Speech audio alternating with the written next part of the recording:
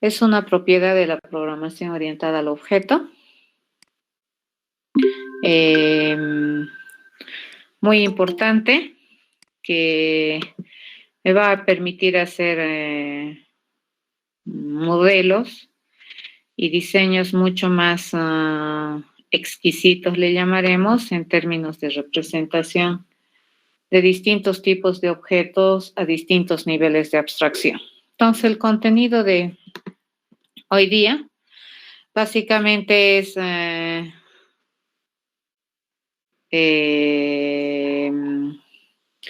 entender lo que es el concepto de la herencia, ¿ya?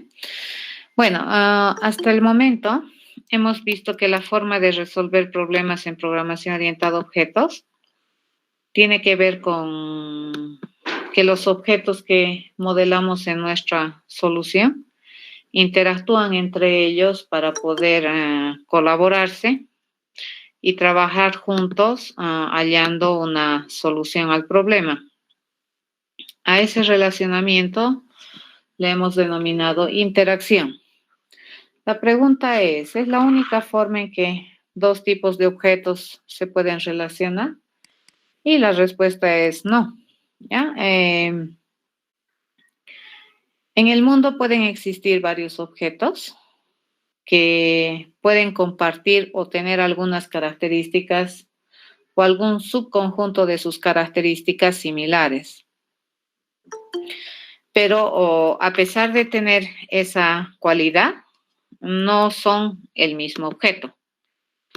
Tienen diferencias, pero también tienen similitudes en cuestión de características que los representan a los objetos. Esa es una de las cosas que nos va a motivar estudiar lo que vamos a ver. Y les explico un poquito en un ejemplo lo que les acabo de mencionar. Si nosotros tomamos un contexto bastante conocido, como por ejemplo los triángulos, rectángulos, círculos, que hemos estado trabajando bastante en la primera parte del curso, todos ellos tienen algunas cosas comunes y algunas otras no, son bien particulares a cada uno de estos tipos de objetos.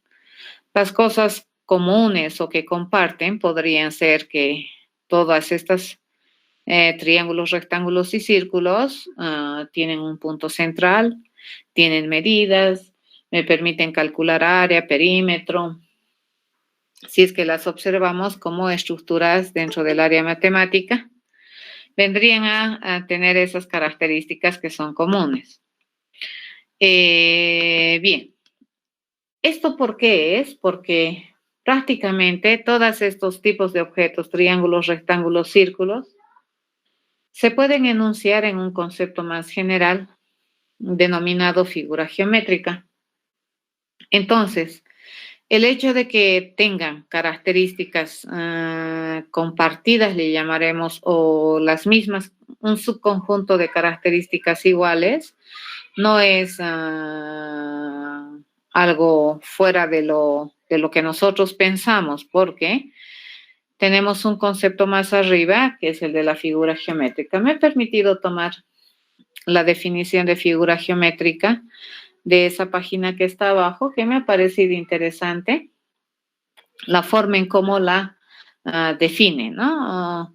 Si nosotros leemos la definición de una figura geométrica, dice, es la representación visual y funcional de un conjunto no vacío y cerrado de puntos en un plano geométrico, ¿no?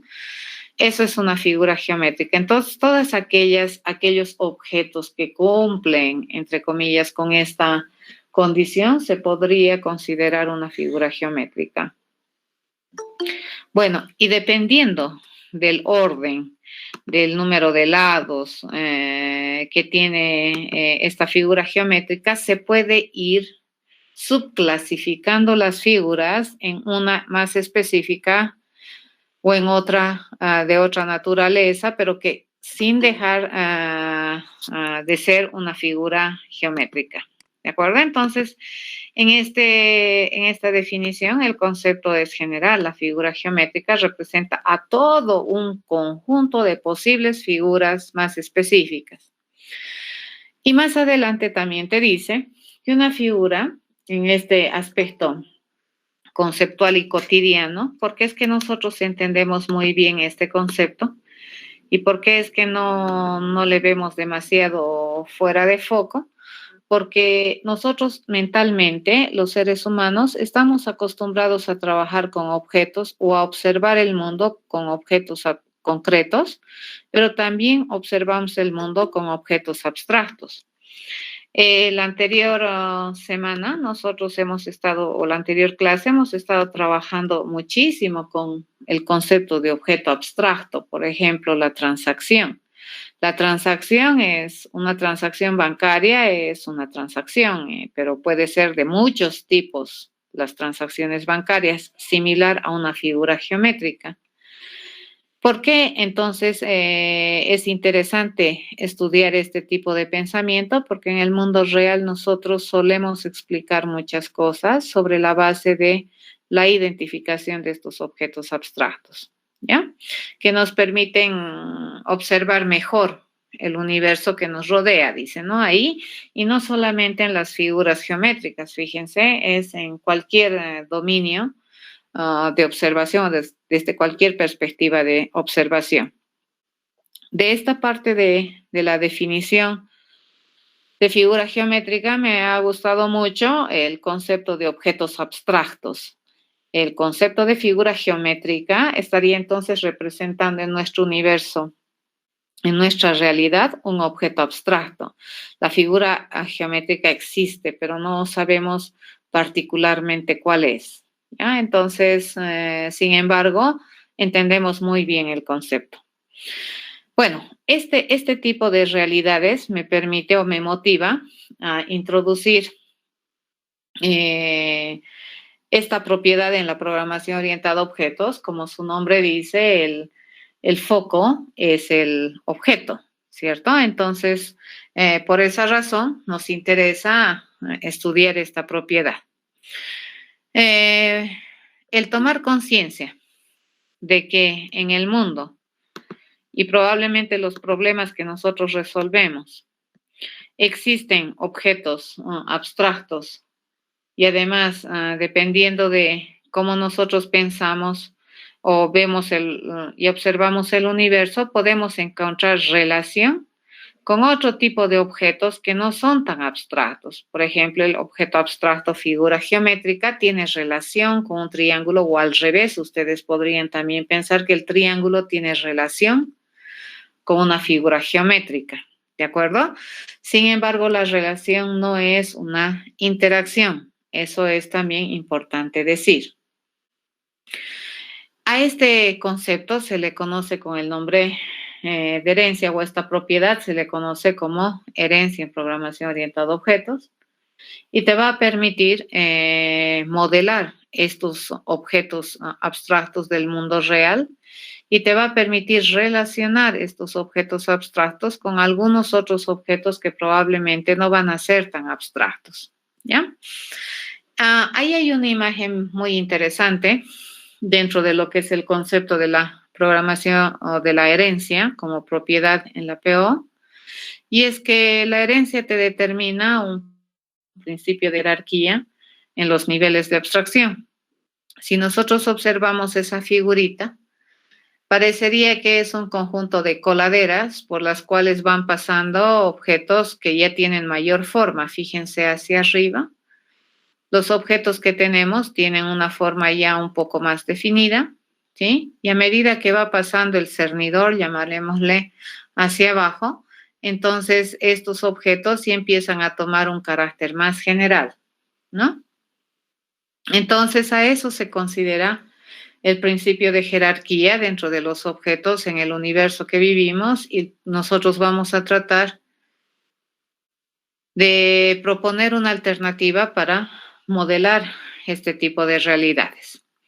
Entonces, en estas jerarquías de construcción, le llamaremos, o de modelamiento, de ser de los objetos, nosotros podemos construir objetos sobre la base de otros objetos que ya existen. Por ejemplo, estos ratones que vienen a tener cuerdita y demás acá atrás, que se deben mover, me imagino, tienen algún mecanismo que trabajan con esta cuerdita que tienen acá, ¿no? O reloj le llaman, ¿no? Pero aparte de eso, tiene a su vez partes, fíjense, un tornillo, su manija por el otro lado, pero van a tener cuidado, esto no es composición, esto es jerarquía de información, porque fíjense que estos también funcionan. Entonces podríamos decir, tenemos todos aquellos juguetes que son de cuerda, y entre esos juguetes de cuerda este ratón, ¿ya? A eso se llama jerarquización de los objetos o de la información en este caso. Como dice en la transparencia, esto es bastante poderoso porque me permite construir objetos sobre la base de otros, no componiéndose de otros, que es muy diferente, más bien sobre la base. El objeto ya está y yo le pongo alguna otra cosa más y tengo otro objeto. ¿Ya? Esa es la idea. Entonces, en este sentido, los objetos que se construyen sobre la base de otros objetos heredarían todas las propiedades, características funcionales de información que tienen los objetos de base. ¿De acuerdo? Entonces, por ejemplo, si yo tengo este mecanismo de cuerda, le llamaré yo, entonces si tú defines o decides tener un objeto que es un ratón de cuerda, que se clasifica como juguetes de ratón de cuerda, digamos, entonces probablemente todas las funcionalidades que tiene este ratoncito las va a heredar de las prestaciones de servicio que tiene este mecanismo, ¿no? Entonces, a esto me genera una jerarquía de abstracción, se llama, niveles de abstracción para representar objetos en el mundo real. Y el tipo de relación no es interacción, ¿ya? Entonces, este acto, fíjense que les había mencionado que de tomar las propiedades de otra clase se denomina herencia. Si yo voy a definir un objeto o un tipo de objeto sobre la definición, sobre la base de la definición de otro tipo de objeto, entonces mi tipo de objeto base, ese me va a heredar todas las propiedades que están descritas en esta clase, ¿ya? Y esa cualidad se le conoce con el concepto o la propiedad de herencia. En la jerarquía, fíjense que nosotros hemos mostrado hace un momento, se tiene cosas que ya son más especializadas. ¿A qué se refiere que son más especializadas? Que ya tienen mayor información, que le dan más forma a probablemente cosas que son abstracciones más generales, ¿de acuerdo? Entonces aquí prácticamente, fíjense, la base de todo parte de aquí. Y luego yo a esta base le aumento unas cosas y puedo generar algún otro tipo de objeto que puede tener mayor complejidad que este, ¿no? Y luego sobre la base de esto yo le añado otras cosas y yo puedo obtener otro tipo de objetos que tiene las mismas propiedades que esto, pero mayor complejidad acá, o mayores o cosas más especializadas y así. A estos niveles se les conoce, en este caso ustedes ya observan y ya pueden tener un tipo de objeto ratón a cuerda, digamos. Esa es una abstracción muy específica porque ya especializa demasiado el tipo de objeto. En cambio aquí esto prácticamente es polvo y esa es una abstracción general. Podríamos decir que del polvo todo nace, algo así, ¿ya? Entonces, en el principio de jerarquía de información o de modelo, se conoce niveles, ¿ya? De abstracción, abstracciones de especialización y abstracciones de generalización. Usualmente las abstracciones de generalización, a su vez, identifican a tipos de objetos abstractos, como lo que habíamos observado con el concepto de figura geométrica. Y las abstracciones de especialización modelan objetos que ya son más específicos, que ya tienen mayor forma. ¿Cómo se aplica este concepto dentro de lo que es modelamiento? Por ejemplo, si nosotros tenemos la clase A y tenemos la clase B y queremos construir B o la clase B, fíjense, se define sobre la base de clase A, entonces en este caso nosotros tendríamos que relacionar estos dos tipos de objetos, ¿de acuerdo? A esta de aquí arriba se le conoce como la clase de generalización, también se le dice la clase base, porque B se está construyendo sobre la base de A, o la superclase, aquí no es superase, ya es superclase, me lo debió corregir el editor. Y por el otro lado, B, ¿qué sería? Sería una clase de especialización. También se denomina una clase extendida. Si esta es la base, esta es la extensión. Si esta es la superclase, esta es la subclase. Así se denomina. ¿Cómo se modela el relacionamiento entre estas dos clases? Con este símbolo, ¿ya? Esta flecha o este triangulito, llamémosle,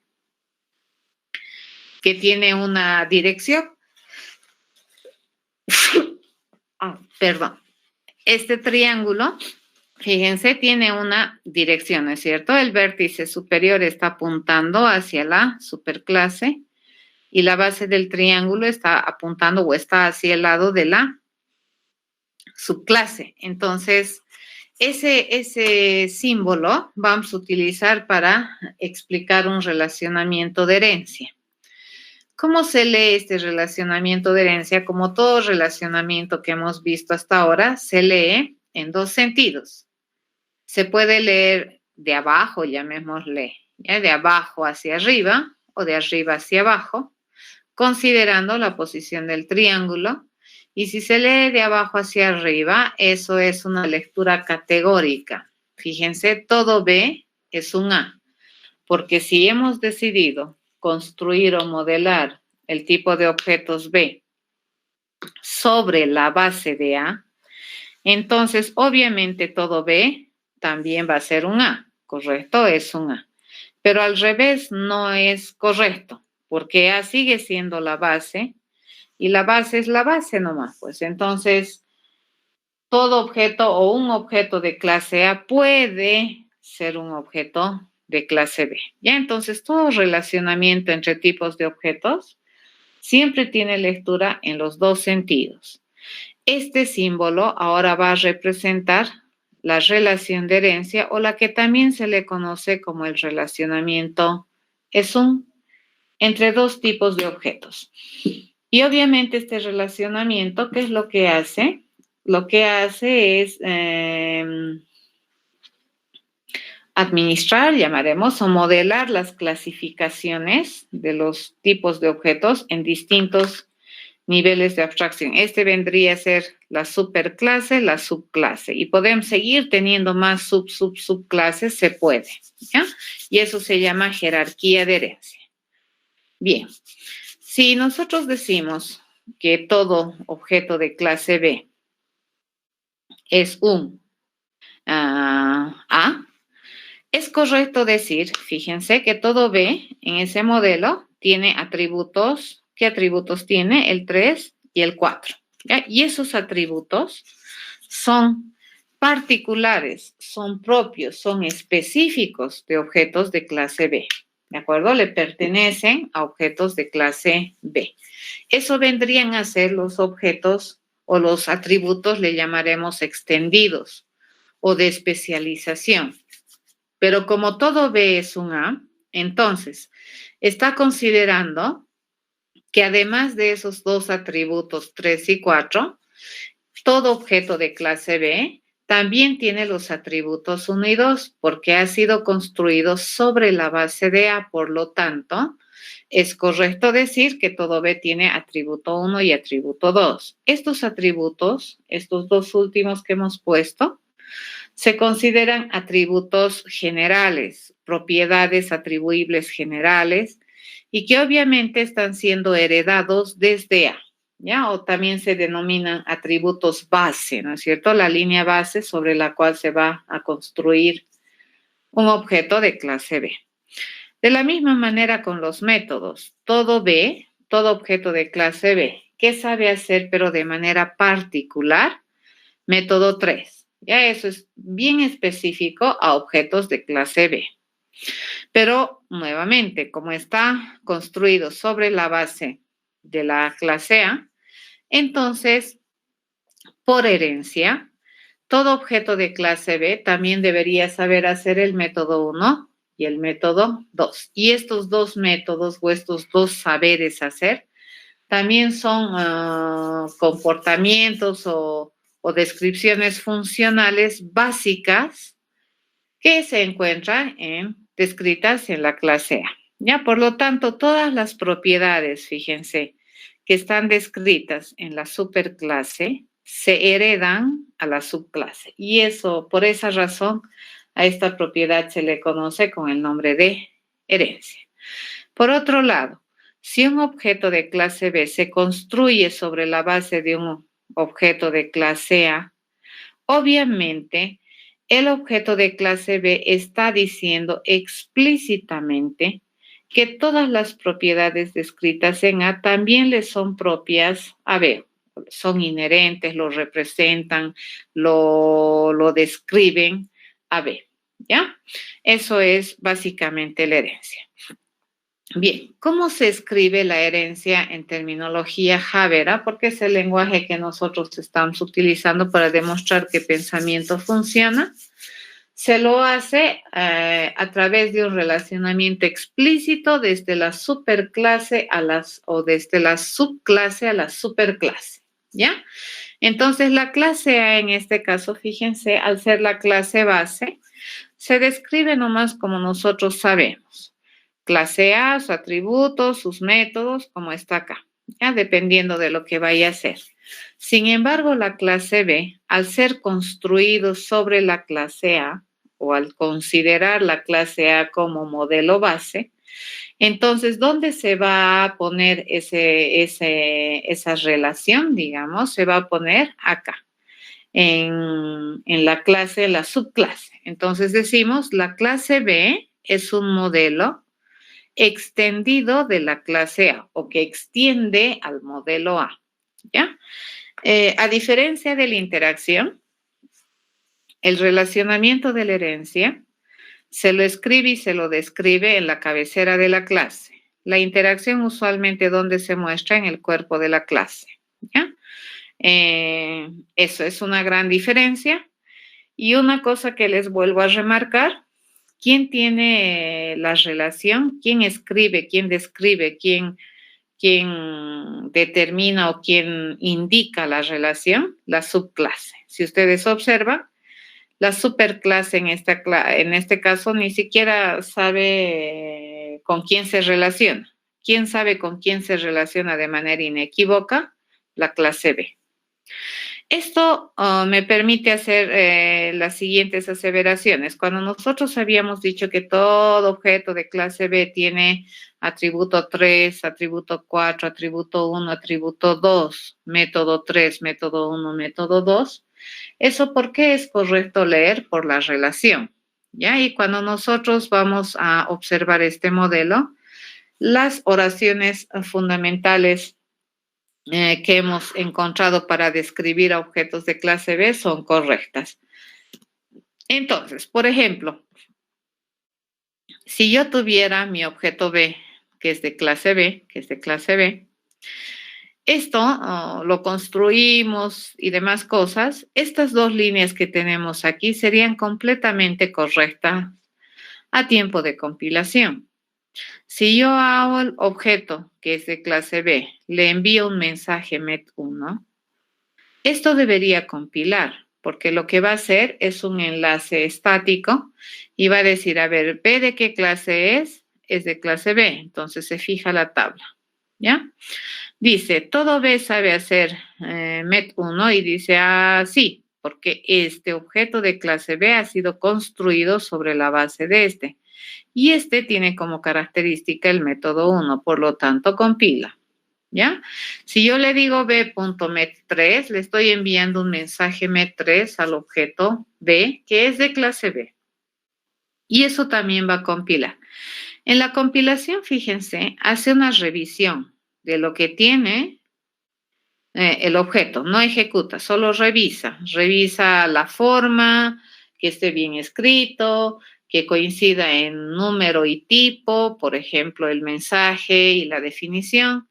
Y también que va a considerar el hecho de que este ha sido un tipo de objeto construido sobre este otro, entonces eso también considera que estas 4 propiedades que tenemos en la superclase también las tiene B, ya de manera heredada, y eso compila. Muy bien, en ejecución, si es que esto estuviéramos ejecutando, en ejecución existe un otro concepto que se llama enlace dinámico. Si nosotros decimos que B es un objeto de clase B y yo le mando un mensaje MET1 al objeto B, se supondría que en ejecución este ya tiene una instancia particular. ¿Y esta instancia particular de qué clase es? Es de clase B. Entonces, cuando yo le envío un mensaje, ¿a qué clase va a ir a buscar primero el mensaje? Va a ir a buscar a la clase B. ¿Por qué razón? Porque el objeto pertenece a la clase B. Aquí no encuentra, ¿cierto? No encuentra el método 1 y entonces automáticamente va a ser un enlace a la superclase, ¿de acuerdo? Y va a venir a buscar aquí lo que está tratando de responder, que vendría a ser el mensaje MET1. A esto se llama enlace dinámico. A ver, ¿qué es lo que vive en B? Un objeto de clase B. Entonces, ¿a dónde va a llamar? Acá, a esta clase. ¿De acuerdo? Ok.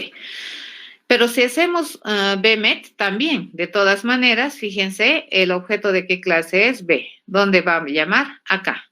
Y si no hubiera MET aquí, entonces recién sube ahí arriba. Pero siempre por donde empieza la llamada, por el propietario. Y en este caso, mi propietario de qué clase es B. Es no ambiguo, entonces siempre va a venir por acá.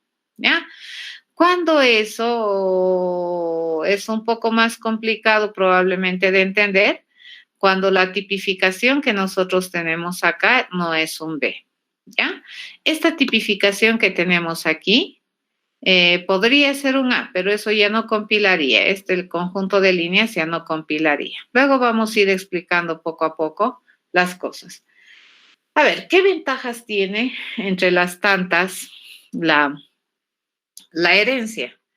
Una de las cosas que tiene es la generalidad, ¿de acuerdo? Que te permite, como al principio decíamos, modelar estos conceptos de objetos abstractos que me permiten entender el universo o el mundo, ¿no? Por ejemplo, acá yo tengo un modelo que identifica una figura, que tiene toda figura un punto, que sabe hacer toda figura, calcular el área, calcular el perímetro y darme el punto que tiene. ¿De acuerdo? Para nosotros, cuando pensamos en figura geométrica y por la definición que he tomado en la transparencia, entonces es completamente válido que toda figura geométrica te permita calcular el área, el perímetro y obviamente que te dé el punto central donde está ubicado o emplazado esta figura geométrica. ¿Qué te permite la herencia? Extensibilidad. Si bien tú tienes este concepto abstracto, probablemente con este concepto abstracto no puedes hacer mucho, pero a su vez este representa a un conjunto de tipos de objetos que cumplen la definición. Entonces a eso se llama extensibilidad. Fíjense, yo de este modelo de objeto abstracto, que tiene la información básica de toda figura geométrica, yo puedo extender, puedo generar nuevos objetos, nuevos tipos de objetos, como por ejemplo el rectángulo, el círculo, y si yo quiero puedo seguirle aumentando triángulos, qué sé yo, ¿de acuerdo? Ahorita solamente como ejemplo hemos puesto estos dos. ¿Qué tiene de peculiaridad? Fíjense la extensibilidad que estamos haciendo. Yo digo, todo rectángulo es una figura. Y al ser una figura, tiene punto, sabe calcular área, calcular perímetro y obtener el punto. Pero además de eso, tiene particularidades que son de especialización para este tipo de objeto que se denomina rectángulo, que en este caso vendrían a ser la base y la altura. El círculo de la misma manera. Es una figura, por lo tanto, tiene todas estas propiedades. Pero además de eso, tiene una que es muy particular al círculo, que vendría a ser el radio. A eso se llama extensibilidad. Pero este concepto de extensibilidad, les cuento, es mucho más rico que solamente el haber hecho rectángulo-círculo. Va más allá. Te dice que nosotros tenemos un programa que ya esté manejando figuras.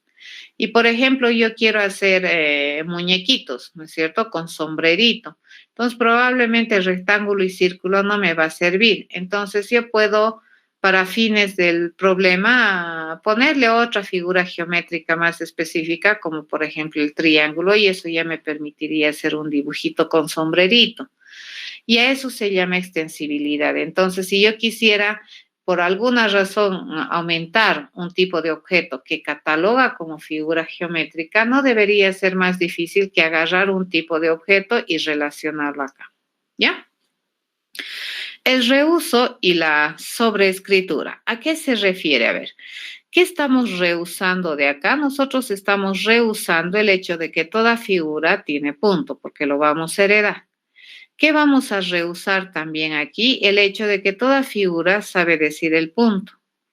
Entonces, mi rectángulo y mi círculo ya no deberían volver a decir cómo saben devolver su punto, ¿de acuerdo? Porque eso parece ser común en ambos, incluso en implementación.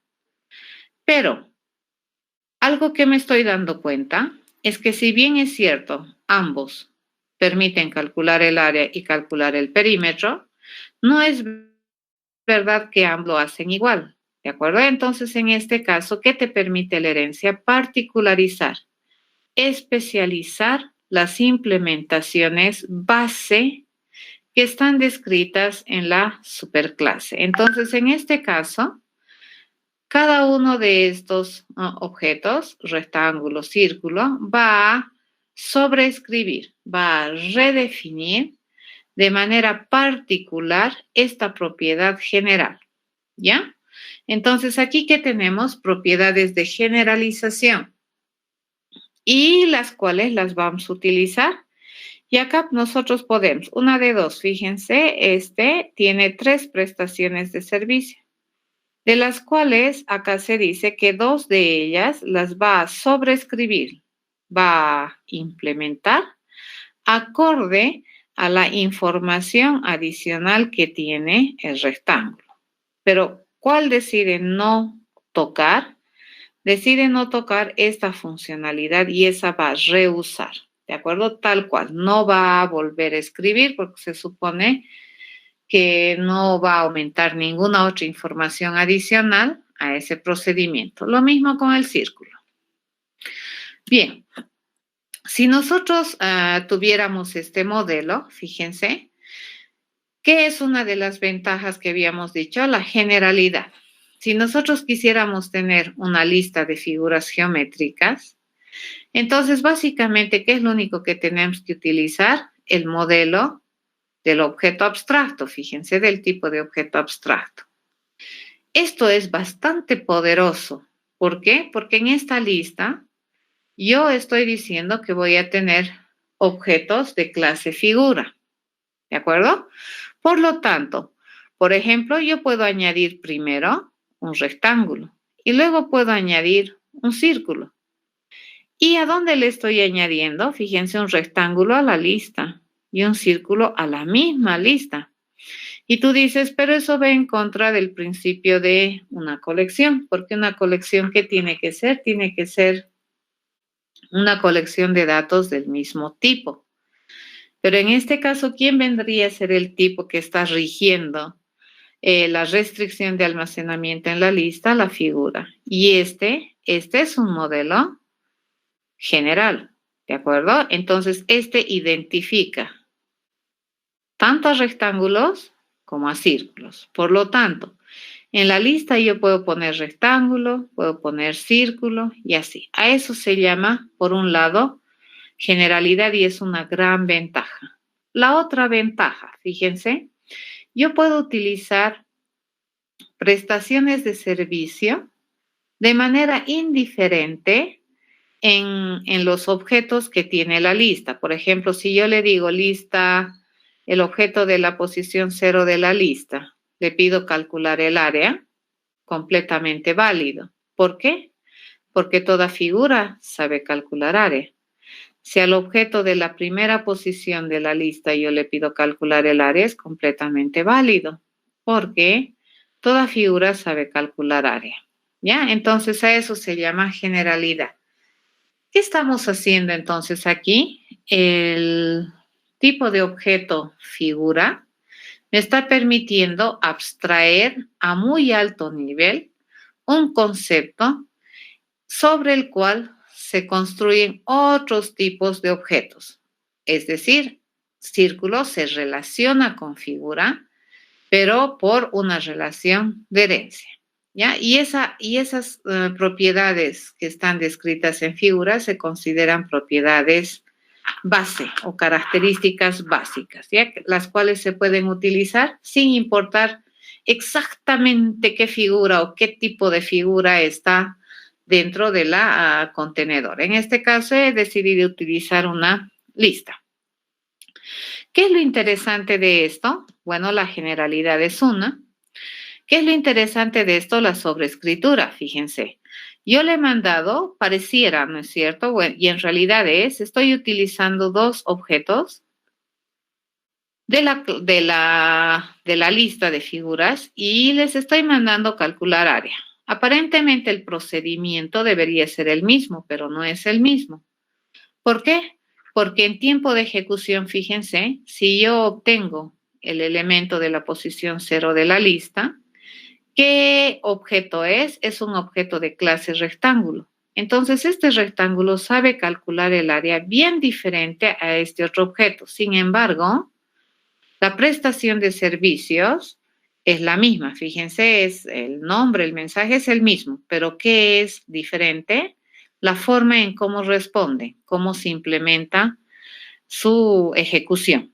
¿Ya? Entonces, si a este objeto yo le digo calcular área, me va a decir 15. Si a este le digo calcular área, me va a decir 78.54. Y ustedes me dirán, pero eso es lógico, licenciada, si es que tenemos distinta información. Y ustedes se fijan que un rectángulo con cuántos parámetros se construye, con 3, y un círculo con cuántos parámetros se construye, con 12. Entonces, desde ahí ya tenemos diferencia, pero los puedo poner en la misma lista. Pero si nosotros observáramos las implementaciones de estos, sus implementaciones también son diferentes. Este utiliza base por altura y este utiliza pi por radio al cuadrado. O sea, no tienen la misma implementación, pero fíjense, aquí los estamos pudiendo poner en una misma colección de datos. Eso me permite hacer la sobreescritura, ¿de acuerdo? Bien, a esto se denomina también polimorfismo, porque en este momento, si nosotros no supiéramos esto de acá, lo único que yo sé es que una lista que tiene que tener figuras, ¿ya? Y si yo a la figura de la posición 0 le digo calcular área y le mando a la figura de la posición 1 calcular área, fíjense, es el mismo mensaje.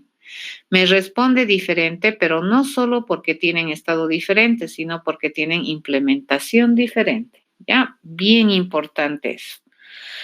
¿Qué más podemos hacer? A estos objetos que viven en la colección, les podemos pedir su punto. Y en este caso, fíjense, el obtener un punto es una propiedad común.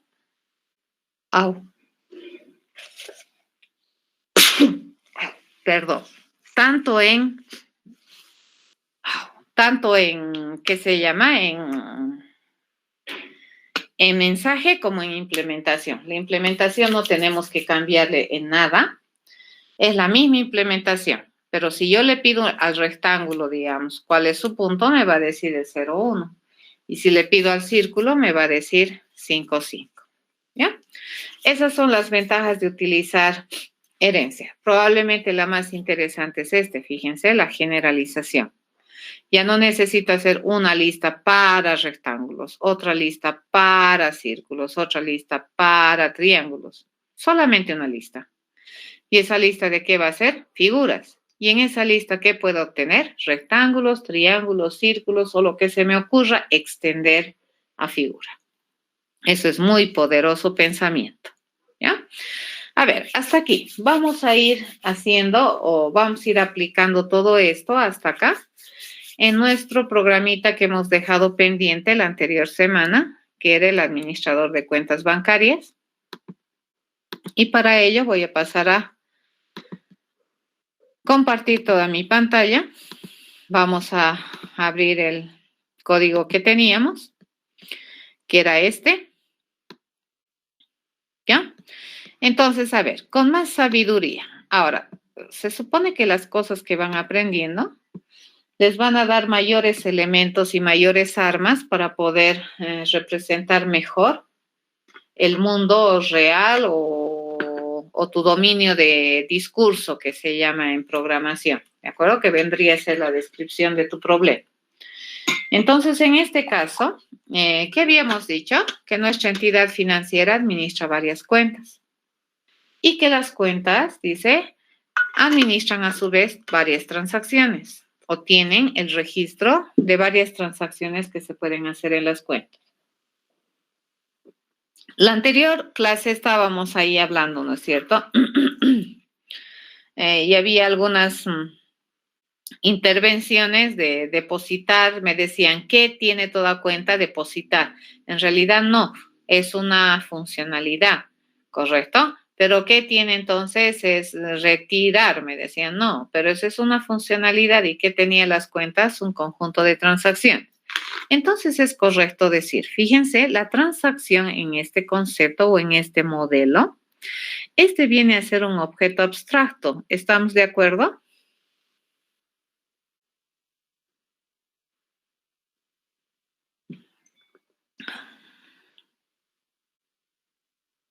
¿Están de acuerdo?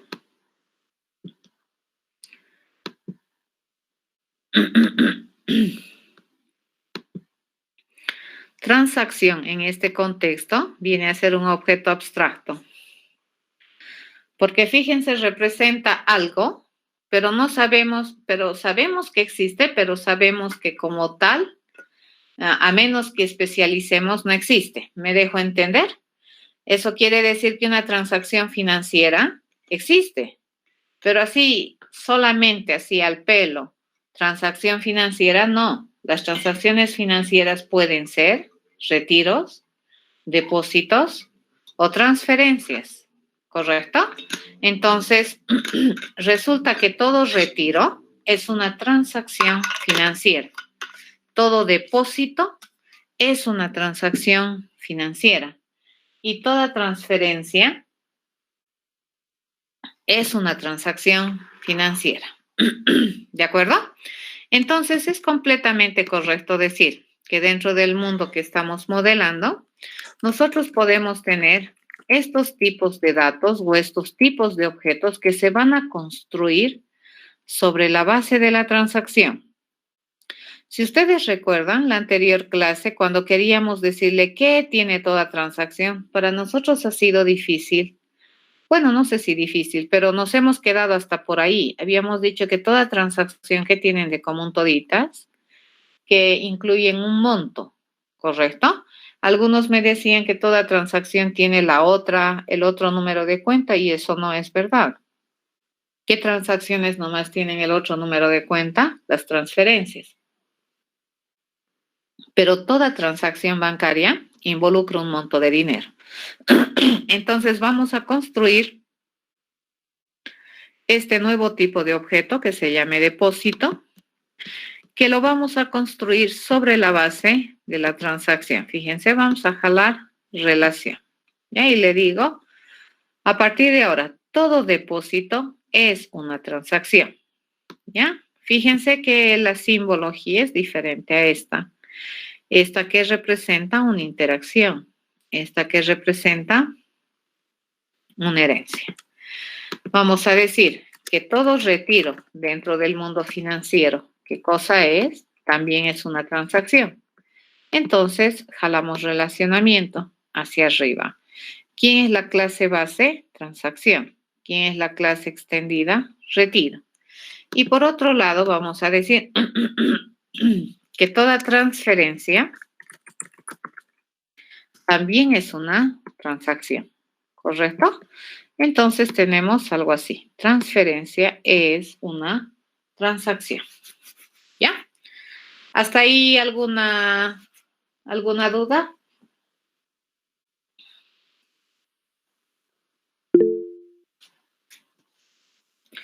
Muy bien.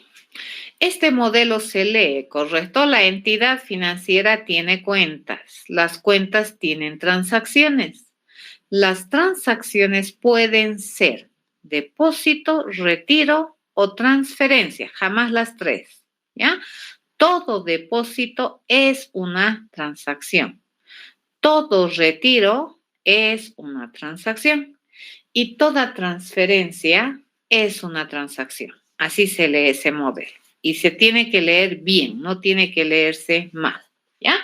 Entonces, la lectura de la relación de herencia hacia arriba es una lectura obligatoria. Depósito es categóricamente transacción, ¿ya? Al revés, como se lee, como una posibilidad. Una transacción puede ser un depósito. Ok, entonces, si nosotros observamos acá, fíjense, ¿dónde se ha mostrado el relacionamiento? En la cabecera. ¿Quién tiene que explicitar el relacionamiento? La subclase. En este caso, ¿qué viene a ser depósito? Una subclase. Y transacción representa a la superclase. Vamos a borrar esto para quitar ruido de relacionamiento y lo dejamos ahí. Esto lo dejamos ahí. Esto también vamos a quitarle ruido y luego vamos a ir analizando qué cosas diferentes, qué cosas extendidas tiene cada una de estas, ya de estas transacciones. Pero de entrada, nosotros ya podemos, fíjense con ese modelo, representar de mejor manera mi universo. Ya toditas estas, fíjense, la transferencia es una clase extendida de transacción. Ya el retiro es una clase extendida de transacción. Y así, compilamos y vamos a ver, libre de errores porque no hemos hecho nada raro para que me genere un error. ¿De acuerdo? Bien, observaremos un ratito la transacción. La transacción que tiene, lo único que tenía era el monto. Ya, entonces, a ver, razonaremos. El depósito, aparte del monto que tiene heredado, ¿tiene alguna otra información más para este problema específico?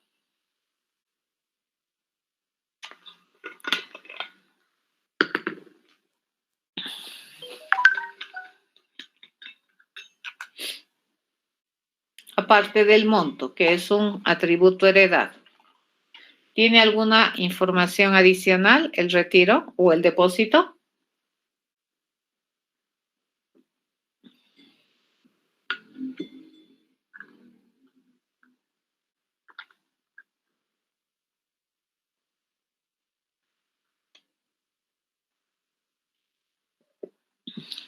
Sí, no.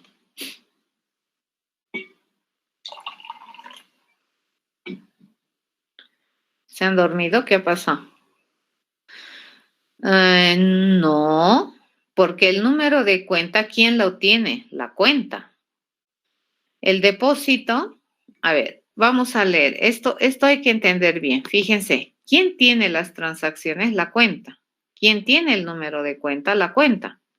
Entonces, si yo tengo una transacción que es un depósito, ¿de quién es este depósito? De esta cuenta, ¿cierto?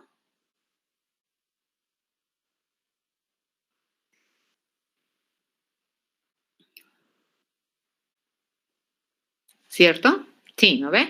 Entonces, acá ya está el número de cuenta. ¿Necesito ponerle el número de cuenta acá? No, porque fíjense, la transacción le pertenece a la cuenta. Ahora, si la transacción le perteneciera a la entidad, sí, pero en este caso no, la transacción le pertenece a la cuenta, ya está asociada a la cuenta. Es más, primero yo tengo que llegar a la cuenta, para llegar a la transacción. No puedo ir al revés. Entonces, aparte del monto, fíjense, un depósito no tiene mayor información. El retiro tampoco. La transferencia, en cambio, sí. Ya la transferencia es bien diferente a un depósito y a un retiro, ¿no? Entonces, una transferencia va a tener, ¿qué cosa? Va a tener otro número de cuenta, el número de cuenta al que se ha hecho la transferencia. Esto sí, pero vas a tener cuidado, este número de cuenta no es de la cuenta propietaria que ha hecho la transferencia, sino esto es la otra cuenta. ¿Ya? Esta vendría a ser el otro número de cuenta o a qué cuenta ha transferido dinero a alguna de nuestras cuentas. ¿Ya? Eso sería adicional. ¿Estamos bien?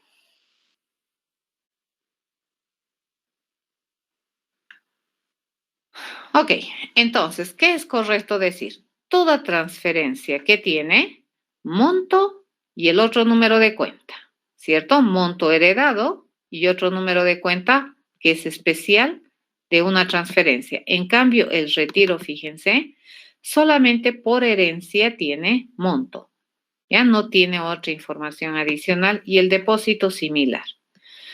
¿De acuerdo? A eso se llama una extendida. Muy bien, una vez que tenemos eso, ya podemos hacer maravillas con nuestro programa que hemos dejado pendiente la anterior vez. Y vamos a terminarlo de programar a lo más que se pueda. Ya, y les voy a ir explicando algunas cosas. Y vamos a ir viendo cómo se maneja. A ver, teníamos acá. Esto era generar la cuenta, todo habíamos hecho bien bonito, todo era solamente para generar cuenta. Y fíjense, para generar cuenta, lo primero que nosotros hemos hecho es descomposición funcional, ¿correcto? ¿Ya? Generar número, descomposición funcional, no he hecho todo acá. En generar número hemos utilizado una estructura de control de repetición adecuada para modelar el pensamiento, ya a eso se llama elegir de manera adecuada.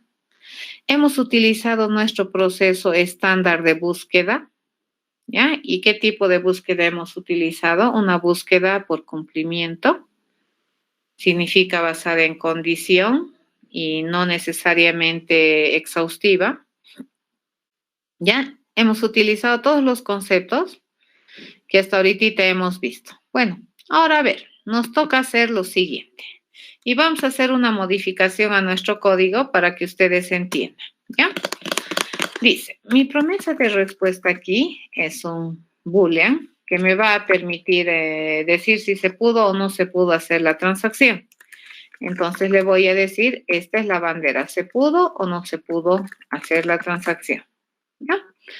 Entonces, lo primero que tenemos que hacer es, a ver, si nosotros queremos retirar dinero de un número de cuenta y se quiere retirar este monto, lo primero que tenemos que ir a averiguar qué cosa es. Primer paso, ¿qué es lo primero que tenemos que hacer?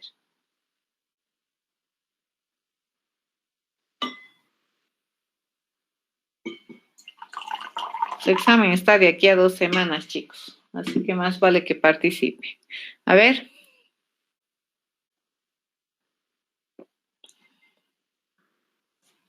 ¿Qué es lo primero que tengo que ir a verificar? Muy bien, tengo que ir a verificar si la cuenta pertenece a la entidad. Y voy a utilizar este buscador. Fíjense este. Ya por eso hay muchas razones por las cuales este buscador me conviene mantenerlo fuera. Ya, primer paso, averiguar si la cuenta pertenece a la entidad. Segundo paso, tendríamos que ir a intentar retirar en la cuenta. ¿Ya? Y la cuenta me debería responder si tiene, no tiene, qué sé yo. Así vamos a hacer por delegación de responsabilidades.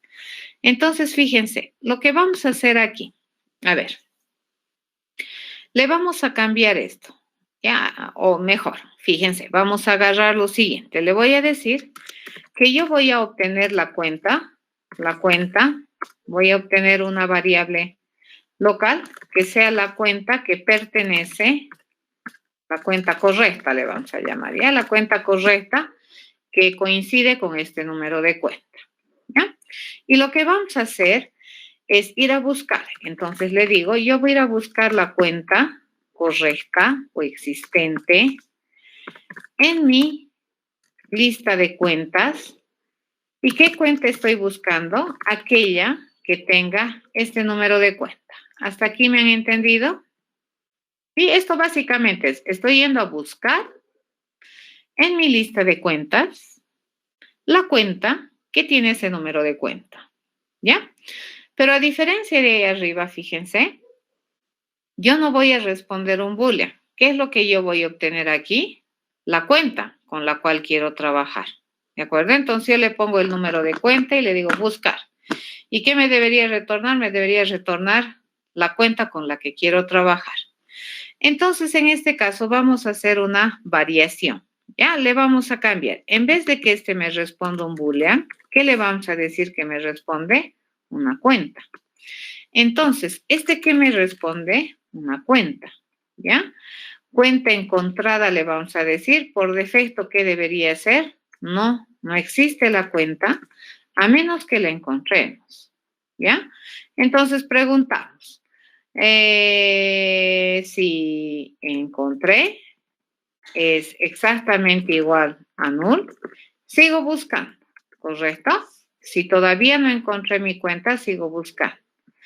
Mi encontré, ¿qué va a ser? Aquí yo ya tengo que hacer una comparación. Fíjense, le digo, si las cuentas, ¿de acuerdo? La cuenta de la y-ésima posición tiene ese número de cuenta, entonces voy a cambiar mi encontré. Mi encontré resulta que es la cuenta que vive en mi arreglo de cuentas en la posición. Listo, ya está. ¿Han entendido eso?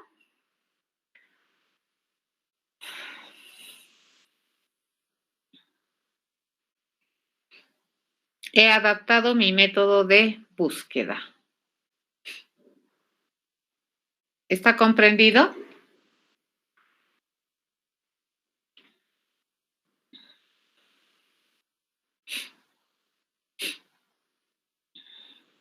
Ok. ¿Qué también tengo que adaptar aquí, no es cierto? Generar número de cuenta. Si resulta que yo he buscado este número y resultado de mi búsqueda me ha dado algo diferente de null, quiere decir que este número de cuenta existe. ¿Ya? Y listo. A ver, vamos a compilar. Claro que me va a salir un error por aquí. A ver, vamos a ver. Compilamos. Sí, está bien. Me ha pasado bien este, me ha pasado bien este. Lo único que he hecho es adaptar mi buscar. ¿Por qué? Porque no quiero hacer otro buscar que me retorne la cuenta. ¿De acuerdo? Entonces, ¿qué es lo que vamos a hacer aquí? He ido a buscar la cuenta que pertenece al número de cuenta. Si es que existiera, esta cuenta correcta es diferente de null. Entonces preguntamos, ¿será, le digo, que la cuenta correcta o con la que estoy queriendo trabajar es diferente de no existe? Le pregunto. Si me dice que sí, quiere decir que la cuenta existe en el banco, ¿no es cierto? Y le vamos a decir que se pudo, sería el resultado de irle a pedir a esta cuenta, fíjense, correcta, que vaya a retirar. ¿Cuánto monto queremos retirar de esta cuenta? Ese monto. Y aquí yo ya no necesito decirle el número de cuenta porque se supone que ya estoy trabajando con la cuenta. ¿Entendido?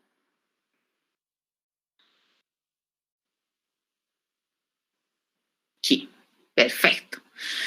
Entonces, pero si no fuera así, fíjense, si no fuera así, si la cuenta correcta no existiera, si cuenta correcta fuera null, ¿eso qué significa? Que en este banco no hay una cuenta que tenga como número de cuenta esto que me están dando. Entonces, ¿qué le informo? Que no se pudo hacer la transacción. ¿Correcto o falso? No se puede. Y aquí esto, ¿de qué va a depender si se pudo o no se pudo? Va a depender de cómo está la cuenta. Ya, entonces, ¿a quién le vamos a delegar la responsabilidad que me decías, Carlos, de si tiene suficiente dinero la cuenta? Le vamos a delegar a la cuenta. No va a ser el banco. ¿Quién va a ser la responsable de decidir si hay o no hay suficiente dinero? La cuenta ya específica. ¿De acuerdo? Ok, entonces, una vez que tenemos esto, tenemos que venirnos a la cuenta. ¿Correcto? Me vengo a la cuenta y dice allá, dice, toda cuenta que debería permitirme retirar. Y fíjense, ¿qué es lo único que yo voy a recibir? Es un monto. ¿Y qué le vamos a responder? Dice, le vamos a responder una bandera de si se pudo o no se pudo hacer la transacción. ¿Correcto? ¿Se pudo o no se pudo? Pero aquí yo ya no tengo que preocuparme del número de cuenta ni nada. Aquí yo ya esa parte del número de cuenta, ¿quién se ha encargado? La entidad financiera. Aquí de qué es lo único que tengo que preocuparme, si el monto que se está queriendo retirar es posible retirar de la cuenta o no. ¿Ya? Entonces preguntamos, le digo, ¿será que el monto es menor igual que el saldo que tenemos en esta cuenta? Si me dice que sí, entonces se pudo, sería true, ¿correcto? Estoy pudiendo retirar, ¿cierto? Lo siguiente que le digo es que mi saldo debería reducirse. Mi saldo se debería reducir en monto de dinero bajo la precondición de que el monto es positivo, ¿ya? Porque si no estaríamos depositando, ¿se dan cuenta? Entonces no existen montos negativos. Esa precondición es muy importante. Y lo siguiente que vamos a hacer es construirnos una nueva transacción. Ya, pero esta transacción no es cualquier transacción. Nos vamos a fabricar una nuevecita transacción. ¿De qué clase? Retiro. Y entonces me voy a construir una nuevecita transacción de clase retiro. ¿Y qué le vamos a poner a esa transacción retiro? El monto que estamos retirando. ¿De acuerdo? Fíjense, el retiro, ¿qué cosa es? Es una transacción, ¿cierto?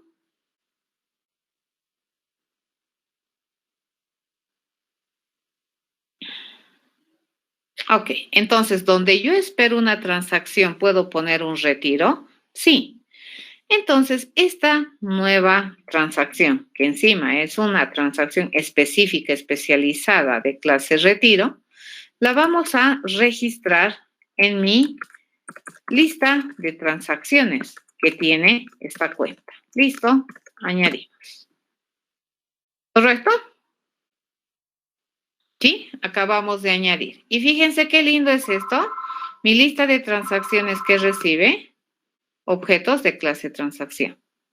Pueden ser retiros, depósitos o transferencias. En esta ocasión, como me han dicho retirar, ¿qué tengo que crear? Un retiro, ¿cierto? No tengo que crear una transferencia ni un depósito, sería loco, ¿ya? Entonces, hacemos eso. ¿Cuántos pasos? 1, 2, 3. Si es que hubiera saldo suficiente para retirar. Pero si no hubiera saldo suficiente, no cambiamos el estado de la cuenta, pero sí informamos afuera que no se pudo hacer la transacción. ¿De acuerdo? No le cambiamos el saldo, no añadimos la transacción. Entonces, cuando vayamos a sacar un extracto, lo único que debería mostrarme como movimiento de esta cuenta es que ha hecho un retiro. ¿De acuerdo? Listo. Simple, finito. Y lo que aquí nos está riñendo me dice, ya, está bien, dice, pero no sé construir un retiro con esta firma. ¿Responsabilidad de quién es esto?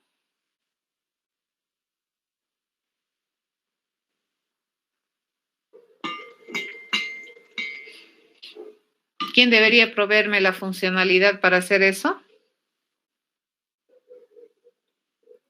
Exacto, la clase retiro. Entonces me vengo acá, ¿ya? Y digo, todo retiro, ¿qué debería permitirme hacer? Todo retiro debería permitirme construir, ¿correcto? Un objeto de clase retiro. Y por lo que hemos visto, ¿qué es lo que me manda? El monto que se supone se va a retirar. Ya, esa es la firma. Entonces aquí, fíjense, ustedes van a tener esta tentación muy, muy, muy, muy fuerte de hacer esto. Y tú dices, ya, pero aquí yo no tengo monto, me dices, ¿no? Pero estamos heredando. ¿correcto? Entonces, probablemente lo interesante de esto es decir, ya, entonces, monto es una propiedad heredada de transacción, por lo tanto, retiro tiene monto. Entonces, el monto de este retiro lo vamos a establecer con el monto que me están mandando. Si compilamos, esto me va a generar un error. ¿Qué me informa? Me informa que el monto, fíjense, tiene acceso privado en la transacción. Van a tener harto cuidado. La herencia no relaja el encapsulamiento. Entonces tú dices, caramba, ¿cómo hacemos entonces para ponerle el monto a mi retiro que es de clase transacción? Entonces vamos a pedirle ayuda a la superclase, ¿de acuerdo? Y le vamos a decir, ¿cómo te refieres a la superclase? Con el operador de ámbito super. Y le dices, a la superclase le vamos a invocar al constructor y le vamos a pedir al constructor que me lo establezca el monto en mi atributo heredado, ¿de acuerdo? Una cosa es heredar y otra cosa es tenerlo. ¿Entienden la diferencia, verdad? O sea, se lee, tiene monto, pero ese monto es heredado, jamás te puedes olvidar. Eso quiere decir que hay un albacea, hay un tutor legal por detrás de ese dato que está manejando el monto. Ya no lo puedes manejar de manera directa porque es herencia. ¿Entendido? Y más aún, fíjense, si en la clase base, que es la transacción, ese atributo está privado. O sea, olvídense, la herencia no relaja el encapsulamiento. Entonces, vengamos aquí y de nuevo se va a quejar. Si nosotros compilamos se queja nuevamente. ¿Y cuál es el error que me va a dar? Me dice, no sabemos construir un objeto de clase transacción con un atributo monto. Eso se está quejando, ¿ya? No sabemos, no hay constructor definido en la clase transacción. Eso te está diciendo. ¿De acuerdo? Entonces, ¿qué tenemos que hacer? Bueno, tenemos que ayudarles a las clases extendidas y la clase base, que vendría a ser la transacción, tiene que definir un constructor. Sí, no haría falta el súper, pero a ver, ¿en qué contexto el monto de una transacción sería pública, Jimmy? En ninguno, ¿de acuerdo? En ningún contexto. La única vez que si no es público o si no es privado es público, entonces la única vez por el momento, ¿no? Porque hay otro nivel de cápsula, pero si es que no fuera privado, ¿qué sería público? Protected podría ser, ¿ya? Pero en este caso está privado.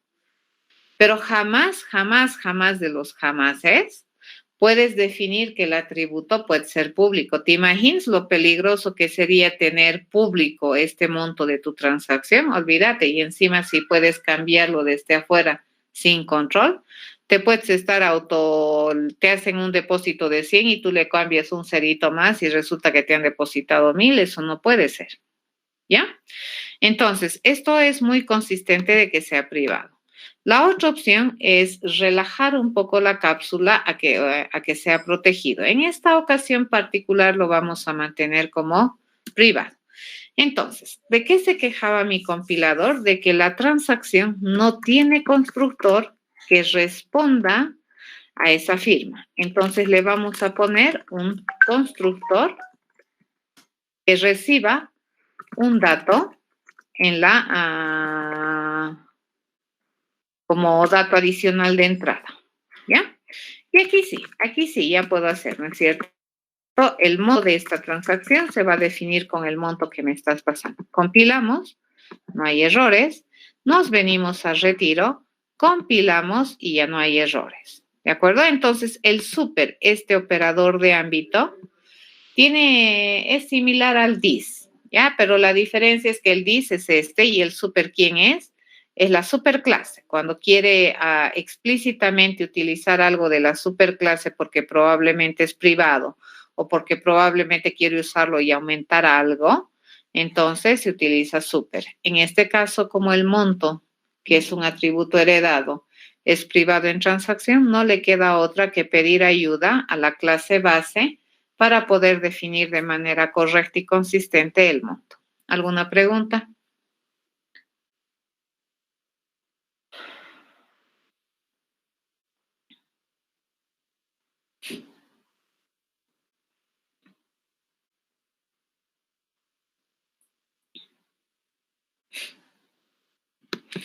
Y en este, fíjense si compilamos, se empieza a quejar porque me dice, te cuento que la transferencia, me dice, es una clase extendida de transacción. Pero te cuento que toda transacción tiene un constructor que requiere un monto. Entonces, te obliga, ¿no ve? Como tú eres un objeto que está construido sobre la base de transacción, te obliga a que tengas tu constructor. No llama al atributo super, hace referencia al constructor de la clase transacción en este caso. Como lo hemos utilizado así super, sin ninguna cosa, fíjense, le hemos dicho solamente super y como parámetro le hemos mandado monto, a quien invoca al constructor. Si nosotros quisiéramos invocar a otra cosa, le tengo que poner aquí, ¿no es cierto? Super algo, digamos. ¿Ya? Pero en este caso, básicamente, ¿qué es lo que está haciendo este super? Invocar al constructor. ¿De acuerdo? No llama al atributo, invoca al constructor, que es el que se responsabiliza de definir el estado de monto, que es el atributo heredado. Y sí, claro que sí, Sheila, porque ese es el meollo de nuestro modelo.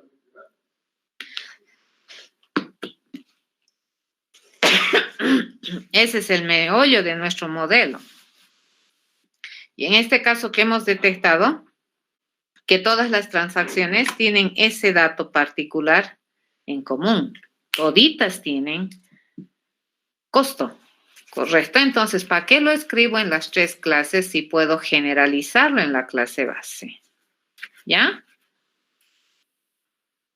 No todos. En este caso particular, bueno, todos, el retiro tiene todos sus atributos heredados, ¿cierto? Pero es por el problema. Hay otros ejercicios en los cuales no. Hemos visto ya un ejemplo de la figura geométrica y el rectángulo. Todos los atributos del rectángulo, no todos son heredados. ¿Cuál nomás es un heredado? El punto. ¿Ya? La base y la altura son propios. ¿De acuerdo? ¿Te he aclarado, Arnold? ¿Estás bien? Ah, sí, me has dicho ok, gracias. Listo. Entonces, esta es la forma de hacer. A ver, ¿por qué no me está compilando esta la transferencia? Porque se está quejando. Me dice, la clase base tiene un constructor por defecto que requiere una variable adicional como dato de entrada. Entonces, le está obligando a la transferencia a asumir la responsabilidad de hacer su propio constructor. En este caso, fíjense, para construir un objeto de clase transferencia vamos a necesitar dos cosas, ¿cierto? El monto. ¿Y qué más vamos a necesitar? Vamos a necesitar el otro número de cuenta, ¿cierto? Nuevamente van a tener harto cuidado. Esto es bien tentador hacer, ¿de acuerdo? Hacer esto no te va a compilar. ¿Por qué razón? Porque el monto en la clase base es privado. Entonces, ¿qué es lo que vamos a hacer? Vamos a invocar al constructor de la clase base y le vamos a pedir que la clase base establezca el dato del monto. ¿Ya? Entonces, la clase base administra ese atributo. Pero la clase base no conoce el otro número de cuenta. ¿Quién nomás? Este otro número de cuenta es bien propio de la transferencia. Entonces aquí le digo, en this, en este otro número de cuenta, en el atributo otro número de cuenta, le vamos a poner lo que me estás mandando como parámetro, ¿cierto? Está bien, este es un caso especial, Sheila, en que no todos los atributos propios de un objeto son heredados. En este caso, la transferencia, ¿cuántos atributos heredados tiene? 1. ¿Y cuántos propios de la transferencia y de nadie más? 1. ¿Ya?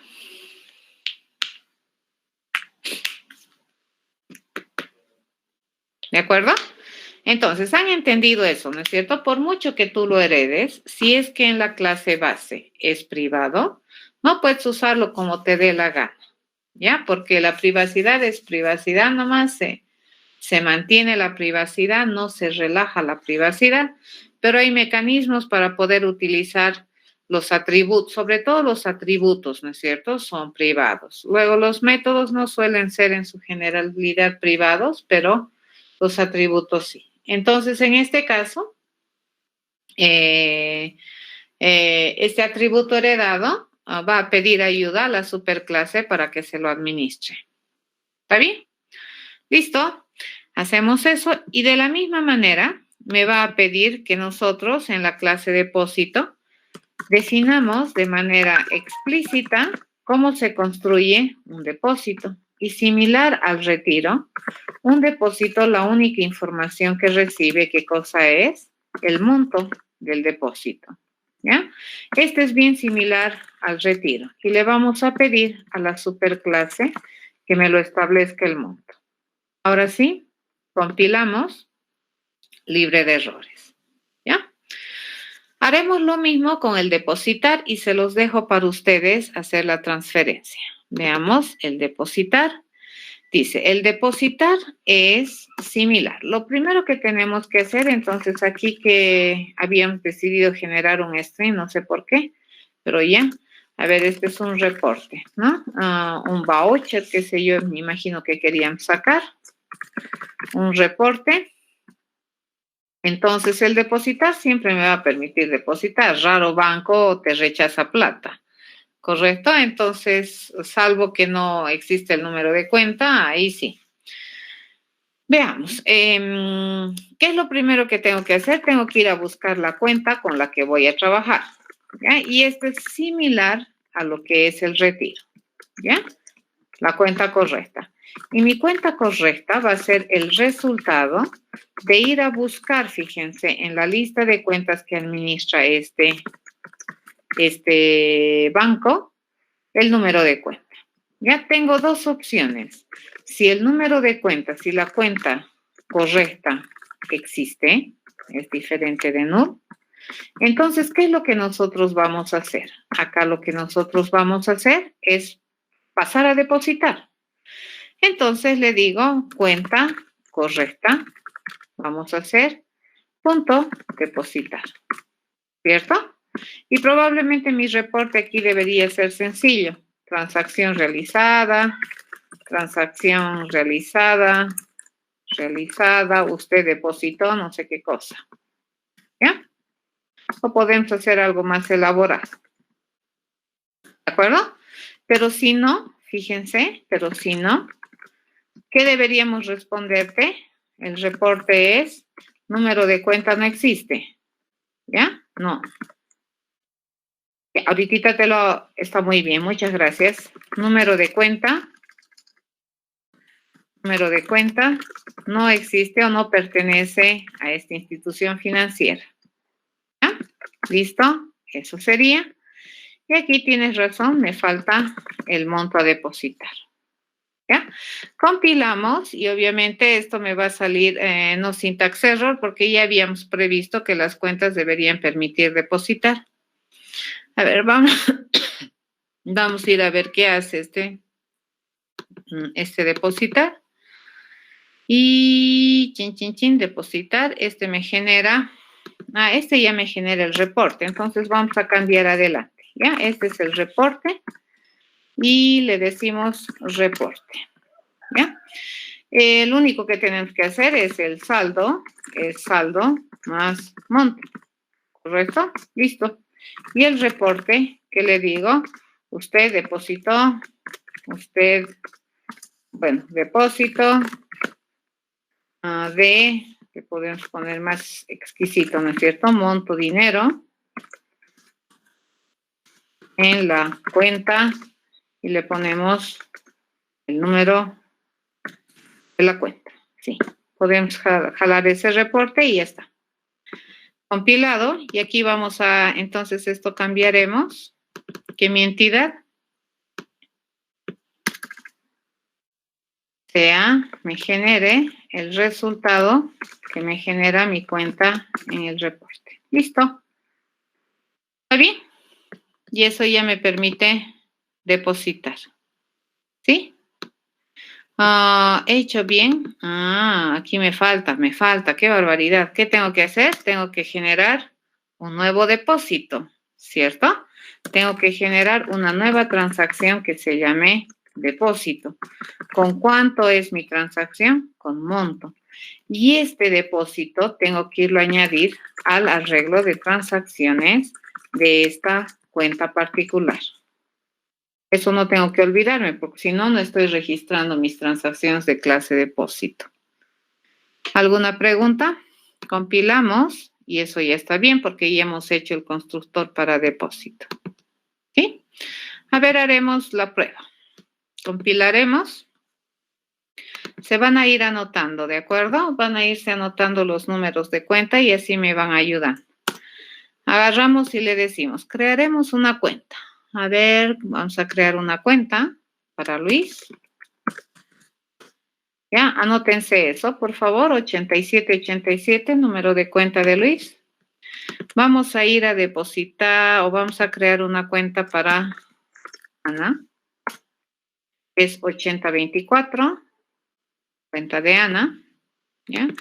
Vamos a ir a crear una cuenta para María y le he asignado 1155. A ver, vamos a intentar retirar, ¿de acuerdo? Quiero retirar. ¿Me pueden decir el número de cuenta de Luis? 8787. Y voy a retirar 100 bolivianos. ¿Qué me debería responder? No puede, ¿no ve? Porque ni siquiera he depositado nada. Entonces me dice falso. No se puede hacer la transacción. ¿Ya? Entonces vamos a irle a depositar. Fíjense, voy a ir a depositar a la cuenta de Luis, 8787, 1000. ¿Correcto? Eso depositamos. Depósito de 1000 en la cuenta 8787 me responde el reporte. ¿Ya? Ahora, si yo quiero ir a retirar, fíjense, retirar de la cuenta de Luis, 8787, y queremos retirar 10,000, ¿correcto? ¿Qué me debería decir? Falso. ¿Ya? En la cuenta de Ana vamos a ir a depositar. Cuenta de Ana es 8024. 8024 vamos a ir a depositar 500. El depósito. Y en la cuenta de Ana vamos a intentar retirar, que es la 8024. Vamos a intentar retirar 100. ¿Sí? Y me dice, se puede. ¿Correcto? A ver, iremos a ver cuánto tiene Ana. Veamos, la segunda cuenta era, ¿no? La de Ana.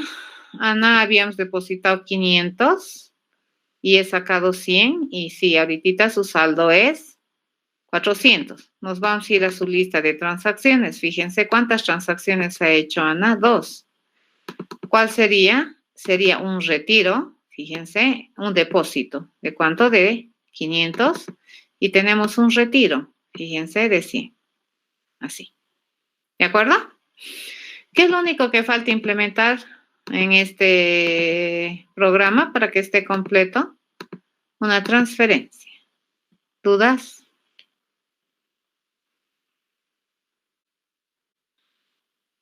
Se puede poner en string. Puedes, es solamente cambiarle, ¿no ve? Pero la funcionalidad primaria no cambia, ¿ya? La funcionalidad que caracteriza, digamos, la implementación de un retirar o un depositar no cambia. Lo único que cambia es su salida. Se puede. Ya se podría cambiar, Jimmy. ¿Estamos bien? Eso es herencia. Fíjense qué bonito. De la nada, ¿cuántas clases hemos escrito? 6. Pero qué lindo ha resultado nuestro problema, porque fíjense, yo ya tengo acá mis depósitos, mis retiros, y están bien hechitos. ¿Ya?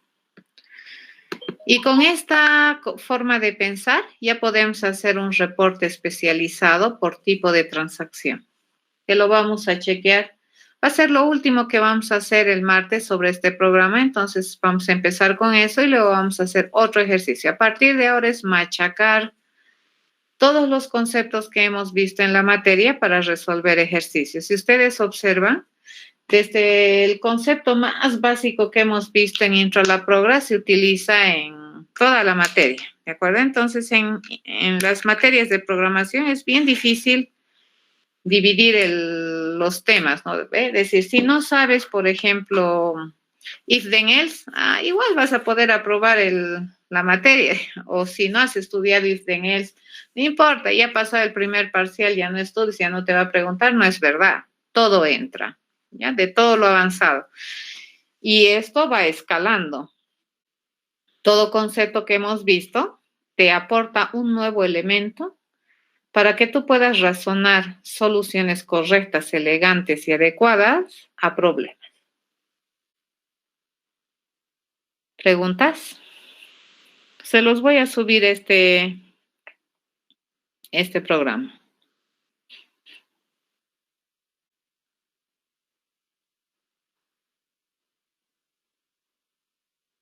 Bien, si no tienen preguntas, entonces habríamos terminado por hoy día la clase. Nos estamos viendo el día martes.